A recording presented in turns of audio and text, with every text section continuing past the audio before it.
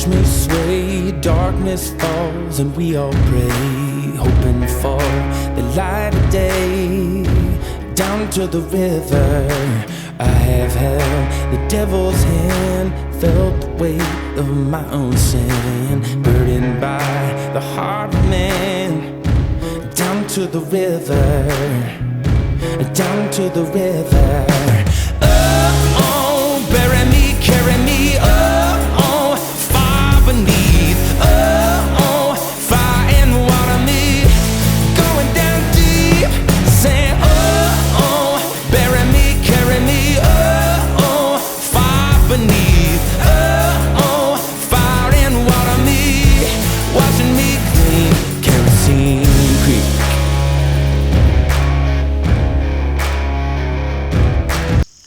All right, another 8-point down here in South Carolina. Trying to keep up with my son Hunter. He got one here on the first morning.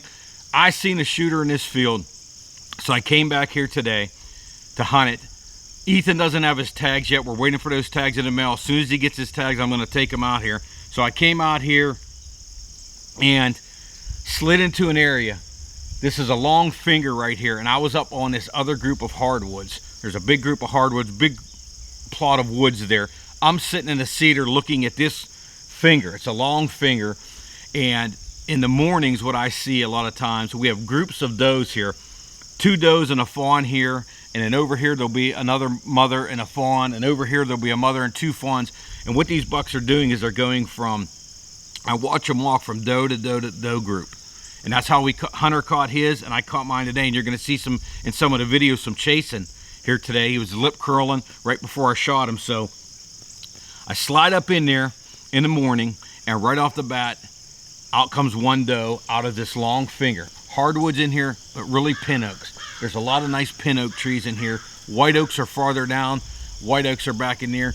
The deer feeding in this field at night, in these fields at night, they come in here to bed. I know that there's a group of does at bed. I'll sit up on them underneath them cedars, and I'll watch them bed in here. I've spooked them out of here before. How I found that bedding area was coming down in here in the daylight and spooking them out of here 2 times, and I know that they bed in here. And there's just multiple bedding areas all around this farm where these bucks will travel looking at those does or checking those does in the morning. Set up in the morning, one doe comes out, and I'm going to throw some cool video out here. The fawn runs down and starts milking off the mother. She's real excited. She's back with her mom. Milks a little bit. Another doe comes in, and I watch them go into this area. Now, I got the 4K Pro from ATN on my 308. I can shoot a lot farther with that gun. I have my XSight 5 on my 300 Blackout. I'm going to do a comparison video, so I brought them both here today to do a comparison video, so check that out on my channel here pretty soon. But I'm recording a little bit with both of them. We'll throw a little bit of each scope in here, and the thing I like about my XSight 5 is I got a rangefinder on there. I'm range finding a tree, a big oak down there. These cows are in this field, and it fertilizes those oak trees, and them deer love them oaks off of those trees. Got some video underneath that tree of a doe, and then a buck comes later. But I'm ranging 165. Up to this point was another 160 yards. So I don't want to shoot with my 300 Blackout up to this point, but I have my 300 Blackout just in case something comes up close. We're going to get that XSight 5 footage. Those are in here. My camera goes off way down on the bottom. I have a camera when I hunt the bottoms down there when the wind is right. And there's a really nice shooter down, I mean really big buck down there.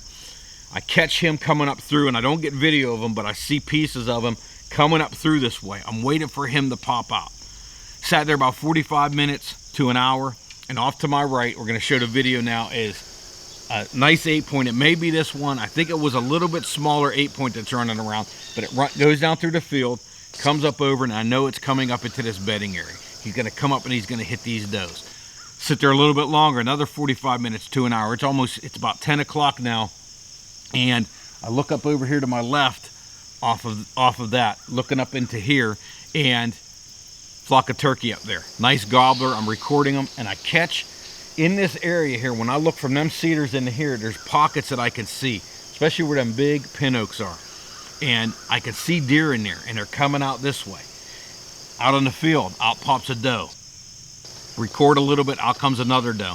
recording a little bit, and they stayed out there about 10-15 minutes. I didn't think anything else was coming, and then the little fawn comes out, and she comes running out, and before I could even get up and record, this buck, one of the bucks, comes running out across there, runs out toward the doe. I don't know if it's that big one that came this way, or maybe that 8 that come through earlier. And what I did is I all of a sudden got ready, and them cedar trees have limbs that hang out pretty far into the field, and it ran behind a limb. But what I was able to do, I wasn't going to shoot if it wasn't good video. The only reason I really took this one is the great video you're going to see. I looked out, and that deer had stopped right on the edge. Not on the edge, but I could see past that branch that was in front of me. And this thing was out there, and he put his nose up in the air, almost lip curling, if not. And he looked at me, the nice wide rack, looked right at me, nice and steady.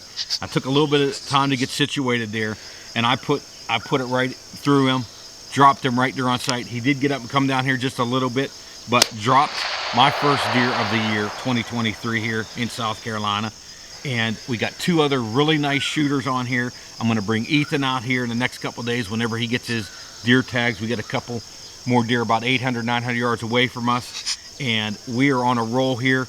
They are chasing. The rut isn't on like super heavy, but what you have here is, in South Carolina, these bucks are chasing, or they're going from group to group to group, and they check those does. Many times, it's almost like this will happen in November again, and then this will happen in December. So they'll stop for a while, they'll go to 100% feeding, then all of a sudden they'll come through checking again. When I'm learning on these properties, all my properties, even my wooded properties, find those groups of does, sit on that groups of does sometimes and watch. Just sit and wait and watch, and next thing you know, these bucks come cruising through, and they're really cruising through. I always find in South Carolina, the last week of a muzzleloader ends on the 10th, rifle begins on the October 11th. Right around that time, beginning of October, there's like a first phase of some little bit of chasing.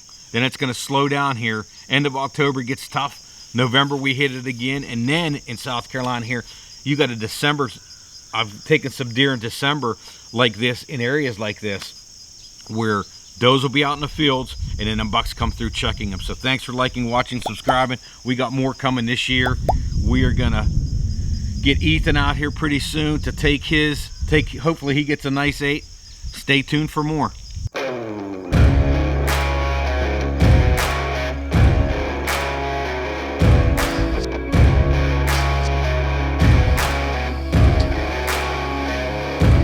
Yeah, oh my Lord, watch me sway. Darkness falls and we all pray, hoping for the light of day. Down to the river I have held the devil's hand, felt the weight of my own sin, burdened by the heart of man. Down to the river, down to the river.